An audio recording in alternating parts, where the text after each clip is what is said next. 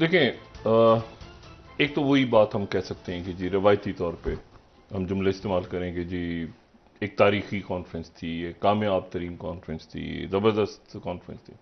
लेकिन उससे हट के इस इजलास में कुछ गैर मामूली बातें हैं जो इस वक्त काफ़ी अहम हैं। पहली बात तो ये है कि इसकी टाइमिंग्स, यानी कोविड ख़त्म हुआ तो ये इन पर्सन सारे लोग इसमें मौजूद, सर सबकी बिल्कुल। नुमाइंदगी थी, ये यानी कोई वर्चुअल कॉन्फ्रेंस नहीं थी। इमरान खान साहब ने जो तकरीर की, उनकी तकरीर बतौर वज़ीर आज़म वन ऑफ हिज फाइनेस्ट, क्योंकि उसमें उन्होंने कश्मीर का मसला भी उठाया, उसमें उन्होंने इसराइल। फ़लस्तीन का मसला भी जी, उठाया, फ़लस्तीन। और उसमें उन्होंने ये बात की कि मुसलमान ममालिक को एक मुत्तहिद ब्लॉक की होना चाहिए। सूरत मुत्तहिद होके कोई लाहे अमल इख्तियार करना चाहिए जो कि रियलिज़म की दुनिया में, आइडियलिज़म की दुनिया में तो बहुत अच्छा है, रियलिज़म की दुनिया में नामुमकिन है। लेकिन बात उन्होंने की।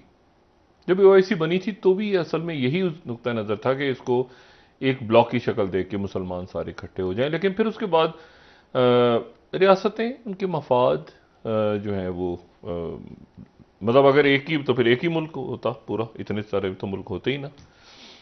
तो ज़ाहिर है इतने सारे मुल्क हैं तो फिर अपनी उनकी रियासतें अलग अलग किसी वजह से बनी हुई हैं ना हम्म। सारी। तो वो सबके जो मफादात हैं वो अलग अलग हैं। अलग है।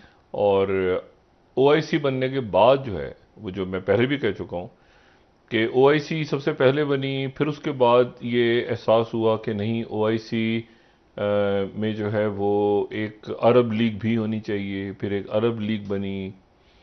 फिर अरब लीग के बाद ये एहसास पैदा हुआ कि नहीं, सारे अरब ममालिक को नहीं शामिल होना चाहिए, तो एक जीसीसी बनी।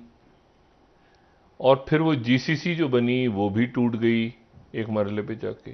यही आप देखें ना कि मतलब है, दो तीन चार मुल्कों का इत्तेहाद भी नहीं हो पाता। तो जीसीसी में तो फिर ये हुआ कि खलीजी ताउन कौंसिल बनी, उसमें भी फिर कतर काफ़ी अरसे अलग रहा, हम जानते हैं। अरब लीग जो थी, वो अरब लीग की नज़रों के सामने सद्दाम हुसैन, कद्दाफी, ठीक है ना, ये सारा, ये सब लोग जो, ये तो अरब लीग के मेंबर ही थे ना।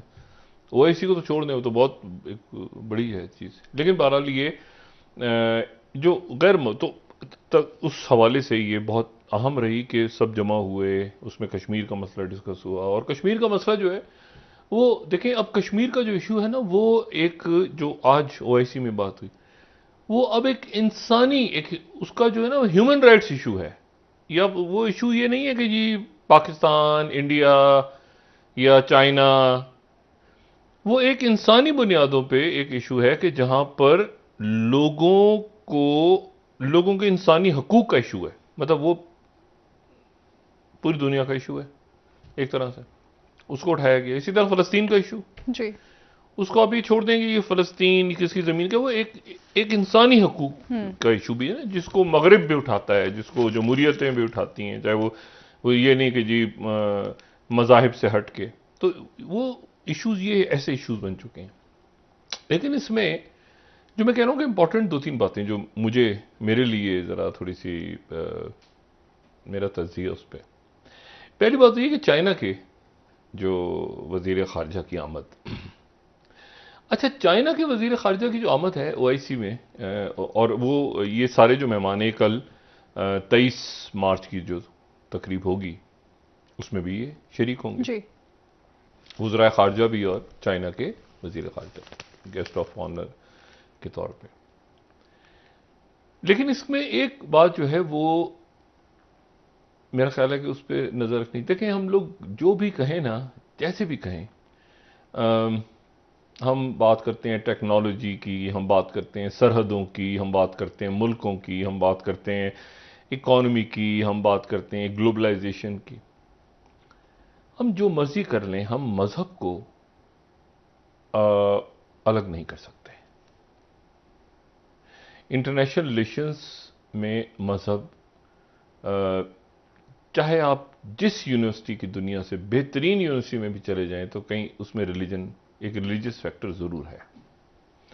अगर आप कहेंगे जी ये रशिया और यूक्रेन का झगड़ा है और ये झगड़ा जो है ये सिर्फ जो है वो उसकी टेरिटरी के ऊपर है और उसकी टेरिटरी नहीं, उसका मजहबी एंगल ज़्यादा स्ट्रांग है। कि ऑर्थोडॉक्स क्रिश्चियनिटी अगर आप नहीं समझ पाएंगे तो फिर आपको समझ ही नहीं आएगा कि कैसे तुर्की के अंदर एक जब मस्जिद जो थी वो ऑर्थोडॉक्स चर्च था, उसके ऊपर खामोश रहा। अगर वो मस्जिद कैथोलिक होती तो अब दुनिया भर में हंगामा होता, उसको जो टर्की में कन्वर्ट किया। तो कहां पर खामोशी मगरिब इख्तियार करता है, कहां बोलता है, कहां क्या करता है, तो वो ऑर्थोडॉक्स और कैथोलिक्स का नहीं फर्क समझ आएगा तो ये पूरा आप खेल नहीं समझ पाएंगे इस पूरे रीजन में। यूक्रेन का इसी तरह से वो ज्यूज वहां से निकले नहीं निकले, इसराइल को क्या इंटरेस्ट है यूक्रेन में, रशिया में, वो आप नहीं समझ पाएंगे तो फिर वो वहां से। टर्की की क्या हिस्ट्री ऑटोमन्स की, तो रिलीजन आता है।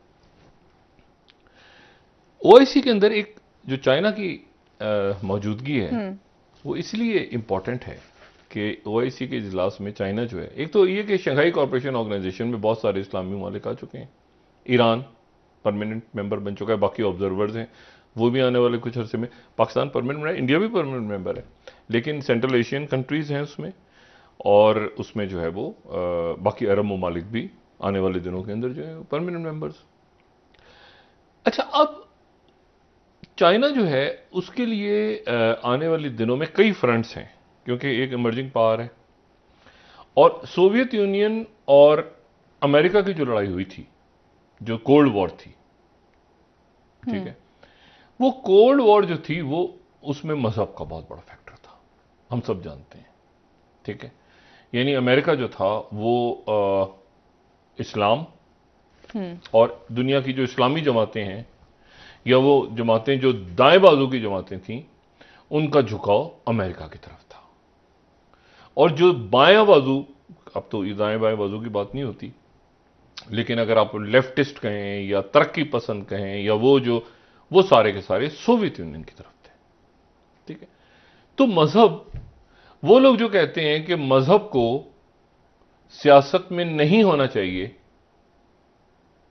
एक नुक्ता नजर है ना, और उस पर किताबें लिखते हैं, दलाइल देते हैं, सब कुछ करते हैं, वो भी असल में मजहब को ही इस्तेमाल करके, यानी जब आप कहते हैं ना कि एक चीज नहीं होनी चाहिए तो असल में उसी के ऊपर थीसिस करके फिर मजहब को ही आप लाते हैं, ठीक है ना। तो मजहब एक फैक्टर है, चाहे आप कहें कि मजहब को सियासत में होना चाहिए तो भी मजहब की बात कर रहे हैं, आप कहेंगे मजहब को सियासत में नहीं होना चाहिए तो भी मजहब की ही बात हो रही है, दोनों सूरतों में। अच्छा, अब जो वो कोल्ड वॉर तो खत्म हो गई, जो और उसी बेस पे लड़ी गई, ठीक है ना, कि ये काफिर हैं, ये इस्लाम है, मुजाहिदीन, ठीक है, उस सोवियत यूनियन, तो पूरा का पूरा जो था वो मजहब पे नैरेटिव हुआ। अच्छा, अब जो नई कोल्ड वॉर है इसमें भी एक दो वॉर, एक तो हॉट वॉर हो गई है ना, रशिया और यूक्रेन, जो यूरोप और यूक्रेन की वजह से, और अमेरिका भी उसमें आ गया, और ये सारा, उसमें भी मजहब का पहलू हम डिस्कस कर चुके हैं बड़ी डिटेल में, लेकिन ये कि हम ये भी डिस्कस कर चुके हैं कि उसमें इस्लाम नहीं है, वो दो क्रिश्चियन जो जो शिज़म हुआ था 1054 में, उसके बाद दो फिरके बड़े, और फिर उनका एक लिंक जो कि जुडाइज्म के साथ बनता है, ठीक है। अच्छा, अब इसमें जो है चाइना के लिए जो आने वाले दिनों में बहुत सारे फ्रंट्स हैं, चाइना एक इमर्जिंग पावर है या ऑलरेडी एक पावर है, इमर्जिंग तो नहीं, एक पावर, बड़े पावर के तौर पे एग्जिस्ट कर रहा है दुनिया में, और अमेरिका की जो नेशनल सिक्योरिटी पॉलिसी है उसमें चाइना बुनियादी हदफ है, रशिया नहीं। रशिया तो निकल के आ गया, तो रशिया ने तो बीच में वो सारा घुमा दिया ना, पूरा एक नया खेल कर दिया। इससे पहले ये हो रहा था कि कौन से मुल्क अमेरिका की साइड पे हैं, कौन से मुल्क जो हैं वो चाइना की साइड पे हैं, तो बड़ी क्लैरिटी थी। अब वो बीच में घिचपिच होके बहुत सारे मुल्क अमेरिका के हाथ से निकल के चाइना की तरफ चले गए या रशिया की तरफ चले गए, ठीक है। रशिया की तरफ चले गए तो रशिया यानी बीजिंग वाया मॉस्को। अच्छा, अब चाइना के लिए एक जो चैलेंज फ्यूचर में है वो ओआईसी में, ओआईसी उसका फैसला करेगी